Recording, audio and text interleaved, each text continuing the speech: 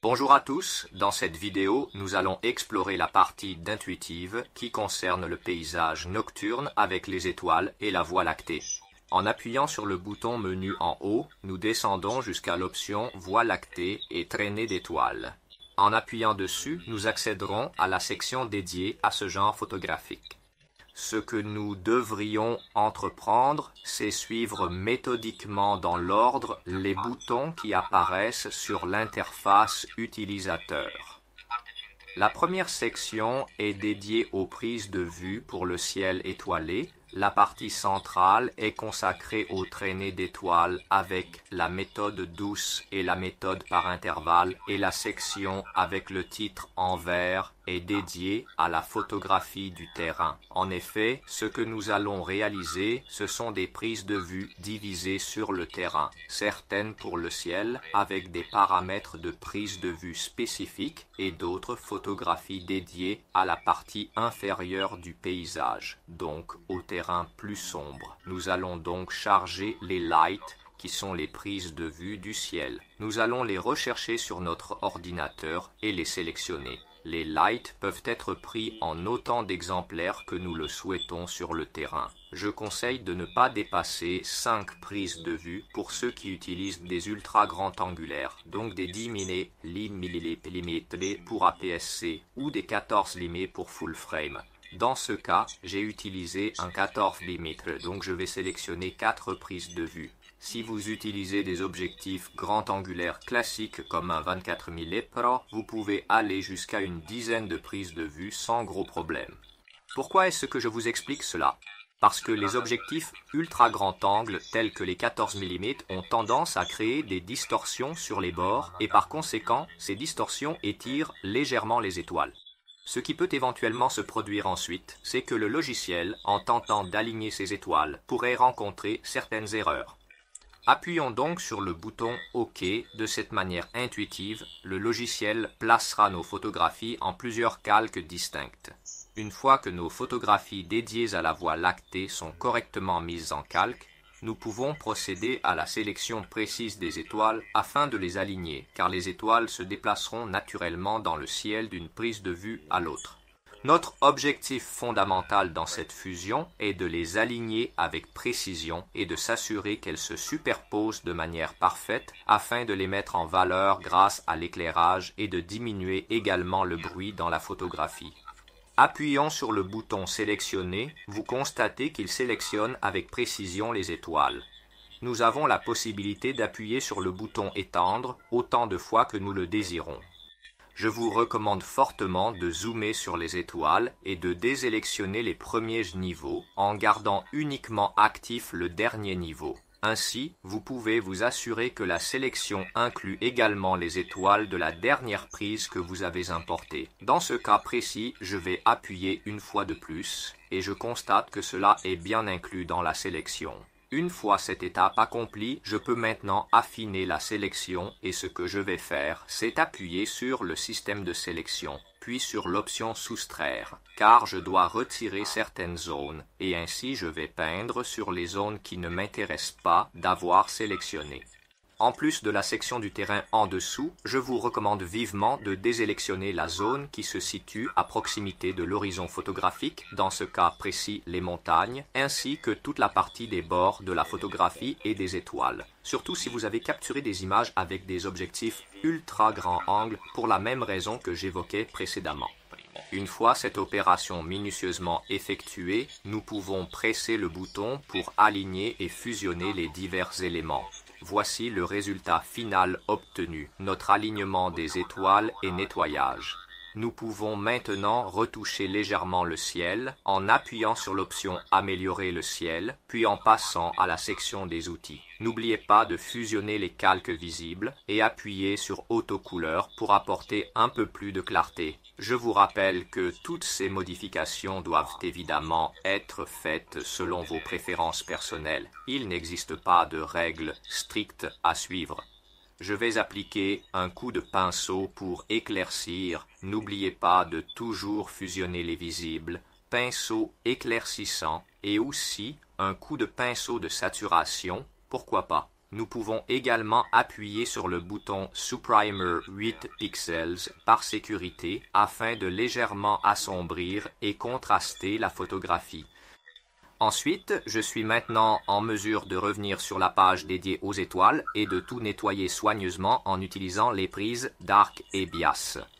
Ces types spécifiques de prise de vue sont réalisés en maintenant le bouchon sur l'objectif, donc ce sont des clichés entièrement noirs.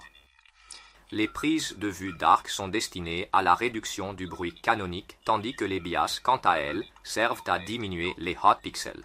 Cela concerne le réchauffement du capteur. En général, on réalise environ une dizaine de prises Dark, mais le nombre exact sera déterminé par vos préférences et les paramètres de prise de vue resteront identiques à ceux utilisés pour les prises Light. Donc ce seront les mêmes valeurs ISO, les mêmes temps d'exposition et les mêmes diaphragmes. Pour les prises de vue bias, les paramètres de prise de vue changeront en ce qui concerne la durée, donc ce seront les mêmes diaphragmes et les mêmes ISO que pour les prises de vue light, mais le temps de prise de vue sera le plus rapide possible. En fonction de l'appareil photo que nous possédons, ce sera plus ou moins un 4 millième de seconde ou un 8 millième de seconde. Le nombre de prises de vue bias sera plus élevé car il y aura 5 bias pour chaque dark que nous avons réalisé. Donc si j'ai réalisé 10 prises de vue dark, je devrais faire 50 prises de vue bias. Une fois que j'ai réalisé ces prises, il me suffira d'appuyer sur le bouton Dark, de les chercher là où je les ai archivées sur l'ordinateur, de sélectionner le type d'extension avec laquelle elles ont été enregistrées, de les sélectionner toutes et d'appuyer sur Ouvrir. Ainsi, le logiciel Intuitive procédera à leur fusion avec notre photographie et par conséquent éliminera efficacement le bruit numérique qui est présent. En fonction du type d'ordinateur que nous possédons et du nombre de photographies que les logiciels Intuitive et Photoshop devront charger, cela prendra un certain temps qui peut varier d'un cas à l'autre. Dans cette vidéo, je vais maintenant accélérer et couper cette partie pour arriver directement au résultat final. Nous procédons au chargement des fichiers BIAS. Il nous suffira d'appuyer sur le bouton approprié, de les chercher dans notre ordinateur, de sélectionner l'extension et de sélectionner toutes les prises de vue, dans mon cas 50, puis d'appuyer sur Ouvrir et le logiciel commencera à travailler. Une fois le chargement des fichiers BIAS terminé, nous pouvons faire quelques retouches dans la section Outils. Nous avons l'opportunité d'utiliser un pinceau afin d'éclaircir, d'apporter un peu plus de luminosité au cœur de la Voie lactée et, de la même manière, d'ajouter une subtile touche de clarté. À présent, procédons simplement à la fusion des calques visibles et passons aux photographies destinées au terrain. Allons donc maintenant capturer les photographies spécifiquement dédiées au paysage en dessous. Il me suffira d'appuyer sur le bouton Paysage et de sélectionner la série de photographies que j'ai précisément consacrées au paysage sous les étoiles pour atténuer le bruit numérique. Je vais procéder à leur sélection sur mon ordinateur personnel. Dans cette situation, j'en ai capturé 5. Vous avez la possibilité de choisir le nombre souhaité, généralement au moins quelques-unes, car plus on capture de photographies, plus le bruit numérique dans l'image sera atténué. Les paramètres de prise de vue varient, généralement quelque peu par rapport à ceux employés pour les étoiles, ce qui implique que nous allons diminuer l'ISO, fermer un peu plus le diaphragme afin d'accroître la profondeur de champ et prolonger légèrement les temps d'exposition pour permettre l'entrée d'une quantité nettement plus importante de lumière. À présent, j'appuie sur OK et nous patientons pendant qu'Intuitive procède à la fusion de ces prises de vue pour atténuer le bruit numérique.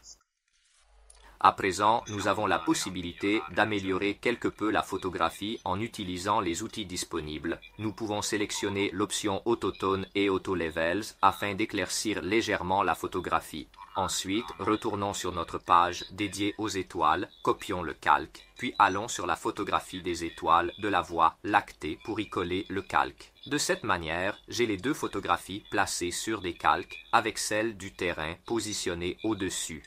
Je suis donc en mesure de sélectionner le terrain afin de créer cette sélection spécifique et, en la masquant soigneusement, je parviendrai à fusionner harmonieusement le ciel de ma photographie dédiée à la Voie lactée avec le terrain de l'image consacrée au paysage nocturne en dessous. Ensuite, il me suffira simplement d'appuyer sur l'option Unique couche et de les finaliser soigneusement dans Camera Raw. Toutes les modifications qui seront apportées dans Camera Raw de développement demeurent de caractère personnel.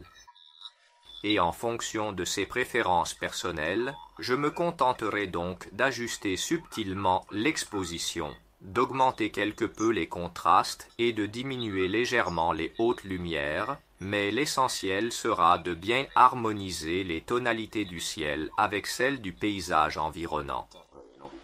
Je vais ajouter un masque linéaire au terrain, puis je le déplacerai précisément au niveau de l'horizon photographique afin que toutes les modifications que je vais effectuer maintenant se fassent sur la partie masquée en rouge.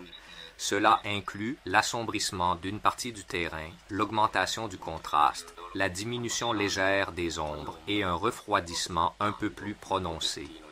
En appuyant sur le bouton OK, nous revenons sur le logiciel Photoshop. À présent, nous avons la possibilité de corriger légèrement les dominantes de couleurs présentes sur l'horizon en utilisant l'outil éponge. Et ici, nous pourrions éliminer les dominantes de teintes jaunâtres et orangées qui se trouvent sur l'horizon.